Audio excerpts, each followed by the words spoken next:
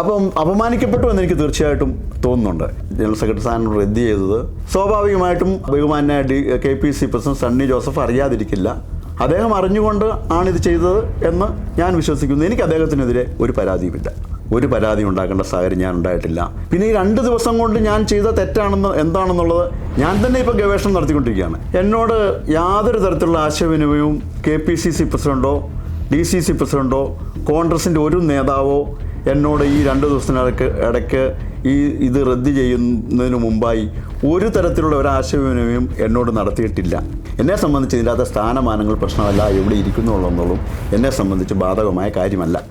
ഏജനറ്റ് ന്യൂസിനൊപ്പം ഇപ്പോൾ ചേരുന്നത് കോൺഗ്രസ് നേതാവ് ശ്രീ തോമസ് വർഗീസാണ്. ഇരിട്ടിയിൽ അദ്ദേഹത്തിൻ്റെ വസതിയിൽ വെച്ചാണ് ഞങ്ങളുമായി അദ്ദേഹം സംസാരിക്കാൻ ഒരുങ്ങുന്നത്. തോമസ് വർഗീസ് ഇങ്ങനെ ഒരു അഭിമുഖത്തിന് തയ്യാറാകുന്നതിൻ്റെ പിന്നിലെ സാഹചര്യം കഴിഞ്ഞ ദിവസങ്ങളിൽ ചില വാർത്തകൾ വരികയാണ്. DCC ജനറൽ സെക്രട്ടറിയായി നിയമിച്ചുകൊണ്ടുള്ള അറിയിപ്പ് ഫെബ്രുവരി 3-ാം തീയതി വരുന്നു. ഫെബ്രുവരി മാസം 6-ാം തീയതി ആകുമ്പോഴത്തേനും ആ തീരുമാനം റദ്ദ് ചെയ്യപ്പെട്ടുകൊണ്ട് നെയ്യാറ്റിൻകര സനൽ സംഘടനാ കാര്യ ചുമതല നിർവഹിക്കുന്ന KPCCയുടെ നേതാവ് നെയ്യാറ്റിൻകര സനലിൻ്റെ കത്ത് വരുന്നു.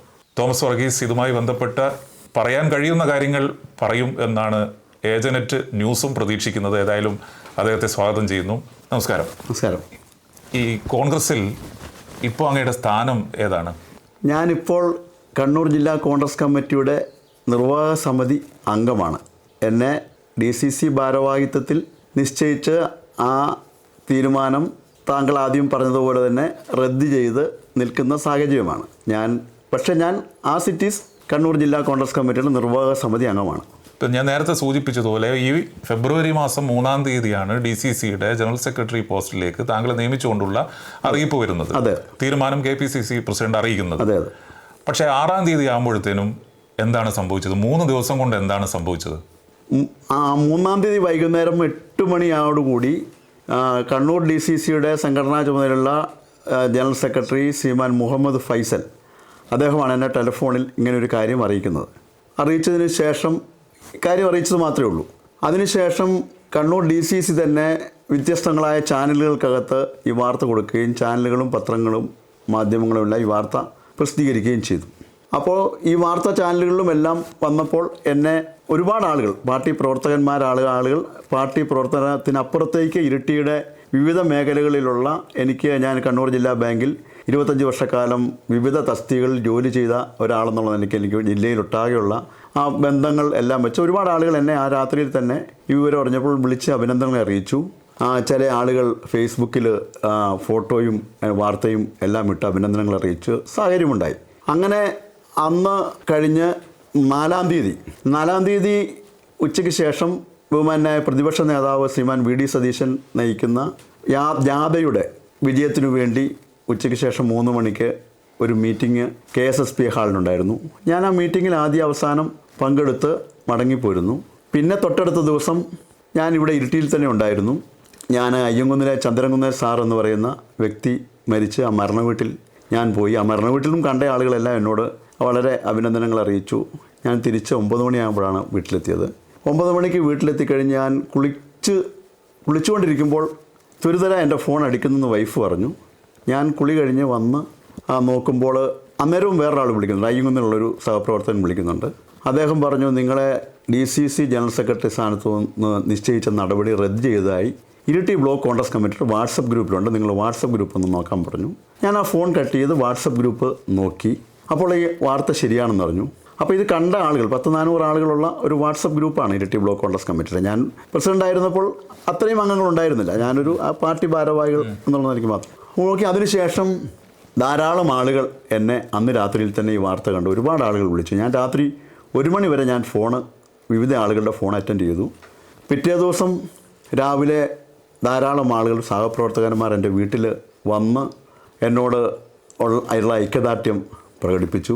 അതിനുശേഷം ഞാനും ബഹുമാന്യായ KPC പ്രസിഡന്റ് അഡ്വക്കേറ്റ് സണ്ണി ജോസഫും ഒരു പഞ്ചായത്തുകാരും ഒരു വാർഡുകാരും ദീർഘനാൾ പരിചയമുള്ള ആളുകളുമാണ്. അപ്പോൾ തീർച്ചയായിട്ടും ഞാനും അദ്ദേഹവുമുള്ള ആ വാട്സപ്പ് ഗ്രൂപ്പിൻ്റെ അകത്ത് ഇത് സംബന്ധിച്ച് പാർട്ടി പ്രവർത്തകന്മാർ ഈ നടപടിക്കെതിരെ അതിശക്തമായിട്ടുള്ള പ്രതിഷേധം രേഖപ്പെടുത്തിയിട്ടുണ്ട് എന്ന് ഞാൻ ആ വാട്സപ്പ് ഗ്രൂപ്പുകളിൽ നിന്നെല്ലാം മനസ്സിലാക്കുന്നു. അതിനിടയിൽ ഒരു സംശയം, ഈ 3 ദിവസം കൊണ്ട് ഈ തീരുമാനം മാറുന്നതിന് പിന്നിൽ എന്തായിരിക്കും കാരണമെന്ന് അങ്ങ് അന്വേഷിച്ചിട്ടുണ്ടോ? ഞാൻ അന്വേഷിച്ചിട്ട് എനിക്ക് ഒരു കാരണവും ബോധ്യപ്പെട്ടില്ല. കാരണം ഞാൻ 1978 ഉളിക്കൽ ഹൈസ്കൂളിൽ 9ാം ക്ലാസ്സിൽ പഠിക്കുമ്പോഴാണ് ഇന്ത്യൻ നാഷണൽ കോൺഗ്രസ് പാർട്ടി പിളരുന്നത്. അന്ന് ഇന്ദിരാഗാന്ധിയോട് ചെയ്ത അല്ലെങ്കിൽ ഇന്ദിരാഗാന്ധിയുടെ ഭാഗത്ത് ആരുമില്ലാത്ത ഇന്ത്യ എന്നാൽ ഇന്ത്യ എന്ന് പറഞ്ഞിരുന്ന കുറച്ച് നാളുകൾക്ക് മുമ്പ് ഭാരതയക്ഷി ഇന്ദിരാഗാന്ധി എന്ന് മുദ്രാവാക്യം ഇന്ത്യ രാജ്യത്ത് എവിടെ ഓർന്നപ്പോൾ ഞാനൊരു 9ാം ക്ലാസ് വിദ്യാർത്ഥിയുടെ ബാലമനസ്സിൽ എനിക്ക് ഇന്ദിരാഗാന്ധിയോട് ഇത് ചെയ്യുന്നത് ശരിയല്ല എന്നുള്ള ഒരു ബോധ്യത്തിൻ്റെ അടിസ്ഥാനത്തിൽ 8 വിദ്യാർത്ഥികളെയും എൻ്റെ കൂടെ 10 കിലോമീറ്റർ 11 കിലോമീറ്റർ നടന്നാണ് ഞാൻ സ്കൂളിലേക്ക് വരുന്നത്. ആ നടന്നു വരുന്ന 8 കുട്ടികളെയും കൂട്ടി ഉളിക്കൽ പഞ്ചായത്ത് ഹൈസ്കൂളിൽ ഇന്ദിരാഗാന്ധിക്കും കെ കരുണാകരനും KSUവിനും സിന്ദാബാദ് വിളിച്ച് രാഷ്ട്രീയ പ്രവർത്തനം തുടങ്ങിയ ആളാണ് ഞാൻ.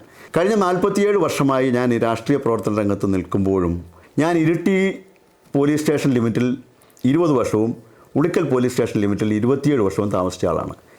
എൻ്റെ പേരിൽ ഒരു പെറ്റി കേസ് പോലും ചില രാഷ്ട്രീയ കേസുകൾ ഉണ്ടായിട്ടുണ്ട്. അതൊഴിച്ചാൽ എൻ്റെ പേരിൽ ഒരു വ്യക്തിയും ഒരു പെറ്റി കേസ് പോലും ഒരു പോലീസ് സ്റ്റേഷനും ഈ 2 പോലീസ് സ്റ്റേഷനും കൊടുത്തിട്ടില്ല.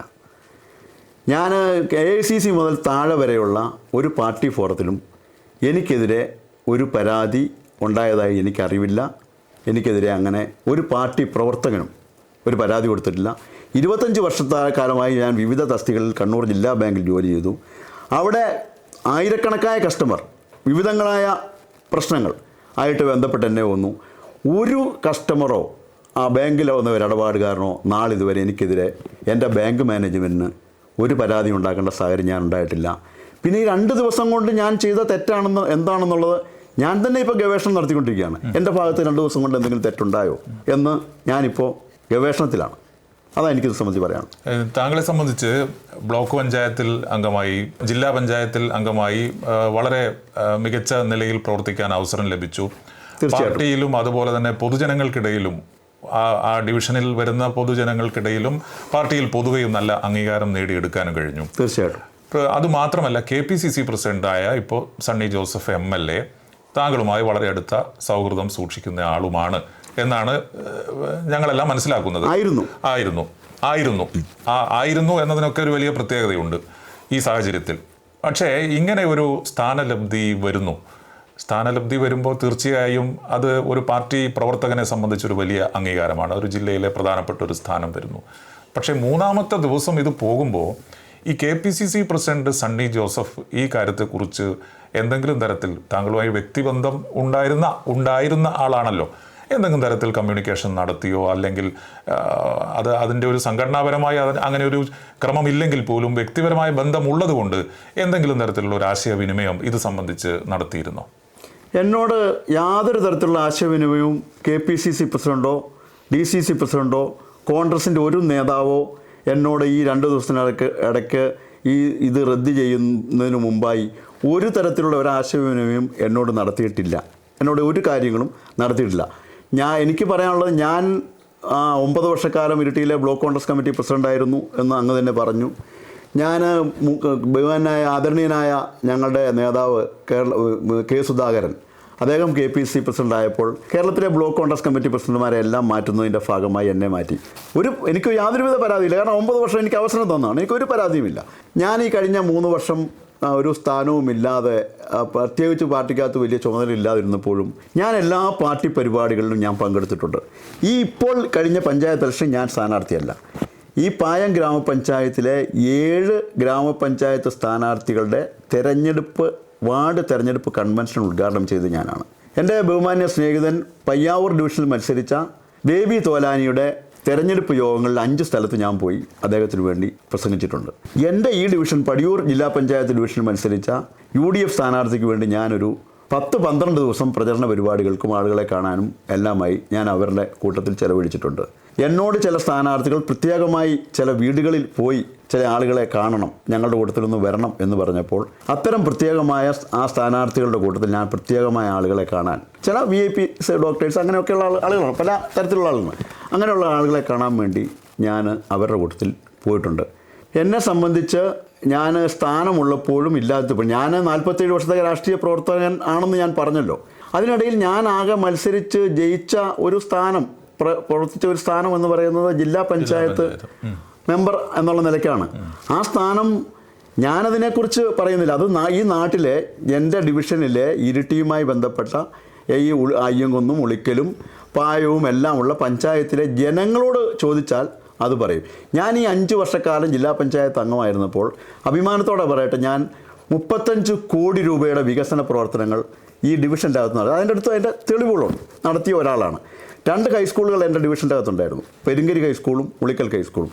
10 കോടി രൂപ വ്യത്യസ്ത ഘട്ടങ്ങളായി ഈ സ്കൂളുകളിലെ ബിൽഡിങ്ങിനും മറ്റ് വികസന ആവശ്യങ്ങൾക്കും ഗ്രൗണ്ടുകൾക്കുമൊക്കെ എൻ്റെ പ്രത്യേകമായ മേന്മോണിൽ എൻ്റെ ജനപിന്തുണ കൊണ്ടും ഞാൻ സമീപിച്ച ഒരു ഇടതുപക്ഷത്തിൻ്റെ ജില്ലാ പഞ്ചായത്തായിരുന്നു.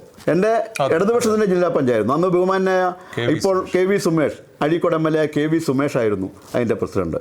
ഞാൻ അദ്ദേഹത്തോട് പലപ്പോഴും അദ്ദേഹവുമായി രാഷ്ട്രീയ വിഷയങ്ങൾക്കകത്ത് അഭിപ്രായ വ്യത്യാസം ഉണ്ടെങ്കിലും സൗഹൃദം നിലനിർത്തുകയും നാട്ടിലെ വികസന കാര്യങ്ങൾ പറയുകയും ചെയ്തപ്പോൾ അതിനെയെല്ലാം വളരെ രാഷ്ട്രീയത്തിനതീതമായി ഞാൻ പറഞ്ഞ ആ കാര്യങ്ങളെ അദ്ദേഹം കേൾക്കുകയും, ഞാൻ അയ്യങ്കുന്നിൽ പ്രളയമുണ്ടായപ്പോൾ ഒറ്റയടിക്ക് അദ്ദേഹം അവിടെ വരികയും കണ്ണൂരിൽ മീറ്റിംഗ് വിളിക്കുകയും ഞാൻ ജില്ലാ പഞ്ചായത്തിൽ ഈ കാര്യങ്ങൾ അവതരിപ്പിക്കുകയും എല്ലാം ചെയ്തപ്പോൾ ഒരു ചരിത്രത്തിൽ എവിടെയെങ്കിലും അങ്ങനെ ഉണ്ടായിട്ടുണ്ടോയെന്ന് എനിക്ക് സംശയമുണ്ട്. കാരണം ഇല്ല എന്നാണ് എൻ്റെ വിശ്വാസം. കേരളത്തിൽ ഒരു പഞ്ചായത്തിനകത്ത് 16 വാർഡുകളുള്ള ഒരു പഞ്ചായത്തിനകത്ത് ഒറ്റയടിക്ക് ഞാൻ 2 കോടി രൂപ ആവശ്യപ്പെട്ടപ്പോൾ 2.5 കോടി രൂപയുടെ 15 റോഡുകൾ ഒരുമിച്ച് അനുവദിച്ച് തന്ന സാഹചര്യമുണ്ട്. അതൊരു മാനുഷികമായ അവിടെ പ്രളയം ഉണ്ടായപ്പോൾ ജനങ്ങൾക്ക് വന്നു. ആ പ്രളയം ഉണ്ടായപ്പോൾ എനിക്ക് ഏറ്റവും എൻ്റെ സഹോദരിയെ പോലെ ഞാൻ കാണുന്ന അഡ്വക്കേറ്റ് ഷീജ സെബാസ്റ്റ്യനായിരുന്നു അവിടുത്തെ പഞ്ചായത്ത് പ്രസിഡന്റ്. അവരുൾപ്പെടെ എൻ്റെ വീട്ടിൽ വരികയും ജില്ലാ പഞ്ചായത്തിൽ വരികയും സംസാരിക്കുകയും എല്ലാം ചെയ്തതിൻ്റെ അടിസ്ഥാനത്തിൽ ഞാൻ 2 കോടി രൂപ ജില്ലാ പഞ്ചായത്തിൽ ആവശ്യപ്പെട്ടെങ്കിൽ 2.5 കോടിയുടെ 15 റോഡുകൾ അനുവദിച്ചു തന്ന ഒരു സാഹചര്യം ഉണ്ടായിരുന്നു. എനിക്ക് കിട്ടിയ ഒരു അധികാരമല്ല, ഒരു ചുമതല, ചെറിയൊരു ചുമതല. ആ ചുമതല കിട്ടിയപ്പോൾ ഞാനത് പൂർണ്ണമായ സത്യസന്ധതയോടും ആത്മാർത്ഥതയോടും കൂടി പ്രവർത്തിച്ചു അതാണ് എൻ്റെ ഉത്തമമായ വിശ്വാസം. ജനങ്ങളും അങ്ങനെയാണ് വിലയിരുത്തുന്നതാണ് ഞാൻ മനസ്സിലാക്കുന്നത്. ഇതെന്താണ്, അത് പാർട്ടി ഈ ഒരു അംഗീകാരത്തെ കാണാതെ പോയോ? ഇതിപ്പോൾ ശരിക്കും സംഭവിച്ചത് ഊണ് വിളമ്പാൻ വേണ്ടി ഇല വെച്ചിട്ട് ഊണില്ല എന്ന് പറഞ്ഞതുപോലെയുള്ള ഒരു അവസ്ഥ. അതായത് നിർവാഹക സമിതി DCCയിൽ നിന്നാ മതിയായിരുന്നു, ഇങ്ങനെ ഒരു സ്ഥാനം പ്രഖ്യാപിക്കേണ്ടിയിരുന്നില്ല എന്ന് ഇപ്പോൾ തോന്നിയോ?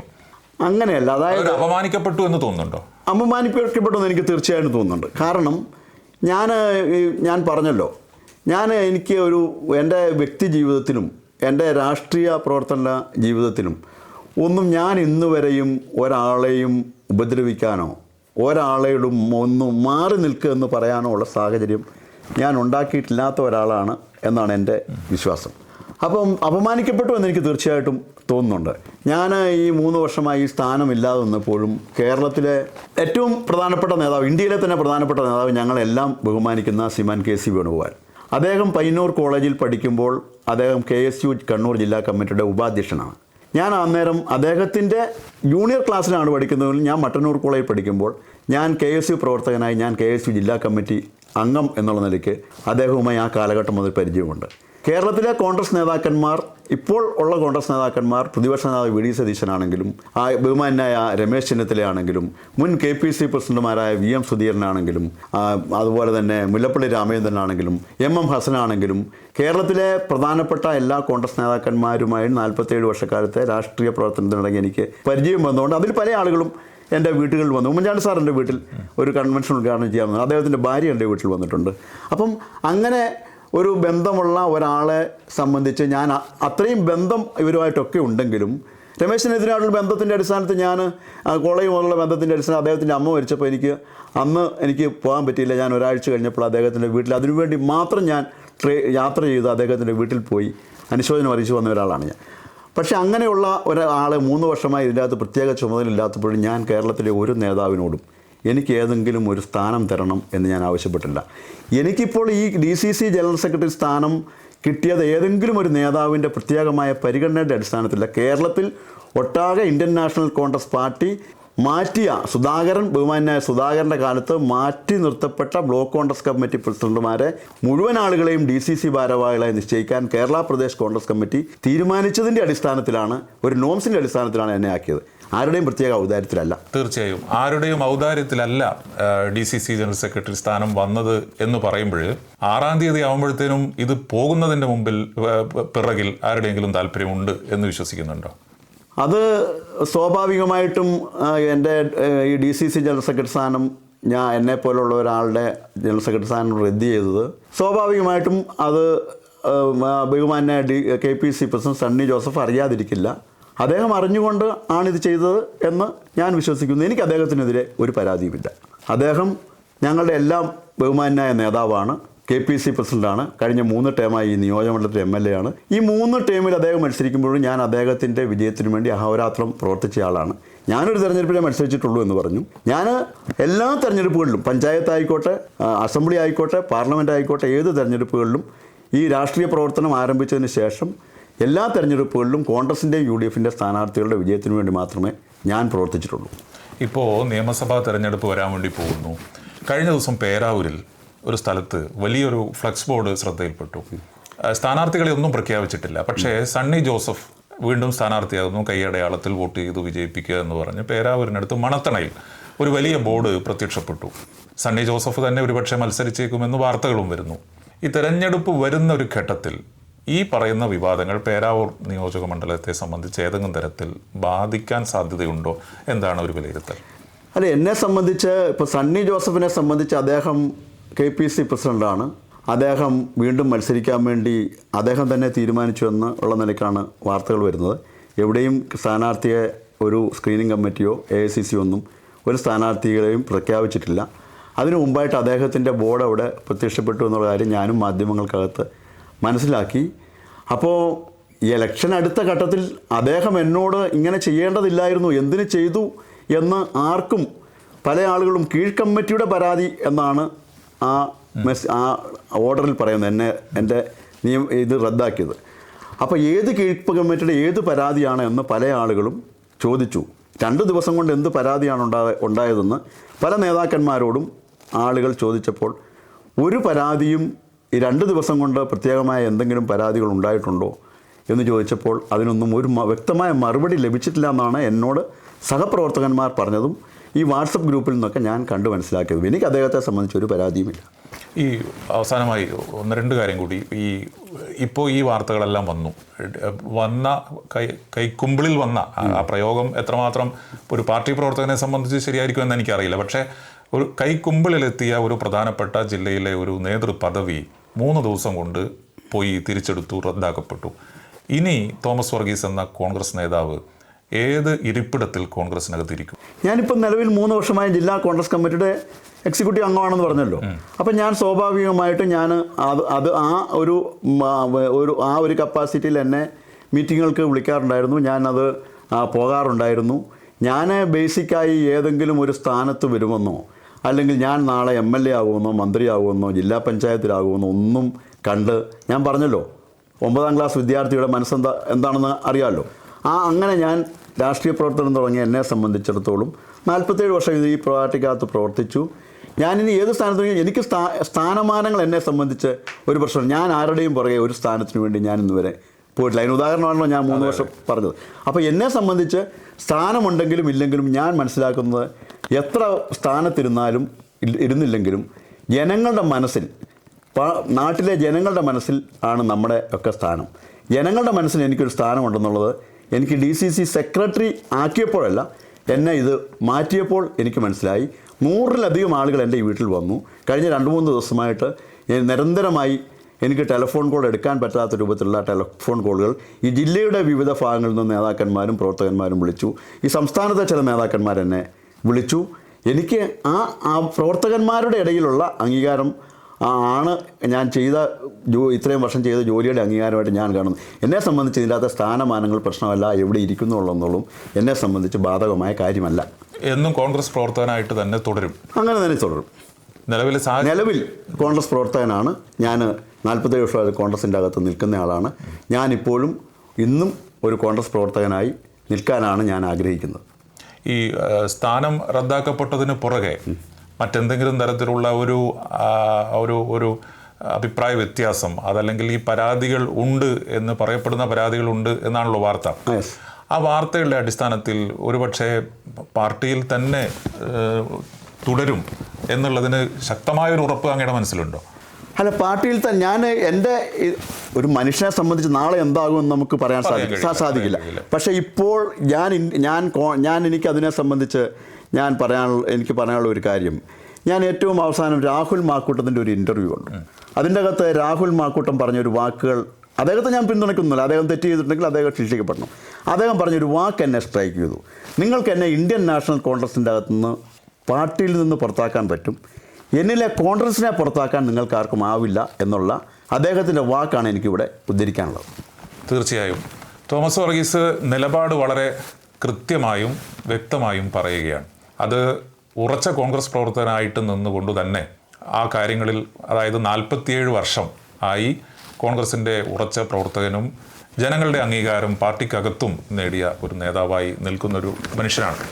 പക്ഷേ അങ്ങനെ ഒരു സാഹചര്യത്തിലാണ് ഈ DCC ജനറൽ സെക്രട്ടറി സ്ഥാനം പ്രഖ്യാപിക്കപ്പെടുന്നതും 2-3 ദിവസം കൊണ്ട് അത് റദ്ദാക്കപ്പെടുന്നതും. അങ്ങനെ അദ്ദേഹത്തെ പോലെയുള്ള ഒരു നേതാവിന് തീർച്ചയായും വേദനയുണ്ടാക്കുന്ന ഒരു വാർത്തയാണത്. അതുകൊണ്ട് തന്നെ ഈ കോൺഗ്രസിനകത്ത് തുടർന്നും ഈ നിലയിലുള്ളൊരു നിലപാട് സ്വീകരിച്ച് മുമ്പോട്ട് പോകും എന്ന് മാത്രമല്ല, ഉറച്ച കോൺഗ്രസ് പ്രവർത്തകനായി നിൽക്കും എന്ന് തന്നെയാണ് തോമസ് വർഗീസ് പറയുന്നത്. ഏതായാലും വളരെയധികം നന്ദി ഞങ്ങളോടൊപ്പം സഹകരിച്ചതിന്. എൻ്റെ കൂടെ ക്യാമറമാൻ അഫ്ലുണ്ട്. സന്തോഷം. Thank you. Kannur BMH care at home ഇനി മുതൽ ഒരൊറ്റ ഫോൺ കോളിൽ രോഗി പരിചരണം വീട്ടിലെത്തും.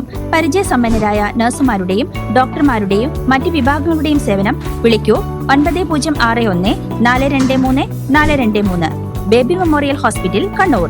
BMH at home 9061 423 423.